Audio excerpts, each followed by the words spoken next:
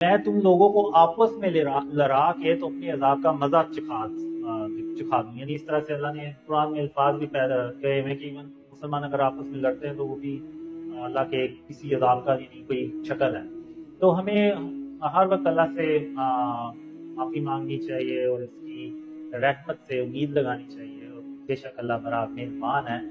تو اگر ہم اپنے آپ کو شرک اور اس کی اقسام سے بچا لیں تو اللہ جو ہے وہ ہم پہ عذاب نازل کر کے کیا کرے گا. تو جو اللہ کی جو عذاب کی جو وجہ, مین وجہ وہ یہی ہے کہ ہم جو ہے نا وہ شرک ہی نہیں سمجھتے. اور اللہ نے یہ میرے خیال سے قرآن میں بھی یہ بات لکھی ہوئی ہے کہ اگر تم لوگ شرک سے اپنے آپ کو بچانا شروع کر دو تو پھر اللہ بھی تم پہ عذاب نازل کر کے کیا کرے گا.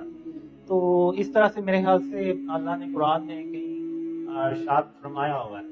تو مین چیز بس ہمیں اس چیز پہ بھی فوکس کرنا ہے کہ اس گناہ سے ہم نے اپنے آپ کو بچانا ہے کہ جس کو اللہ سب سے ناپسند کرتا ہے اور جس کو اللہ کبھی معاف نہیں کرے گا, اور وہ شرک ہے.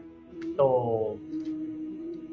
میں تو یہی کہوں گا کہ ہم ایک تو اپنے آپ کو شرک اور اس کی اقسام سے بچائیں اور اللہ کی رحمت سے امید لگائیں, اور اللہ سے ہم دعا کریں کہ ہم پر ہمارے حال پر رحم کے ساتھ توجہ فرما اور ہمیں ان اندھیروں سے اپنی رحمت سے باہر نکال.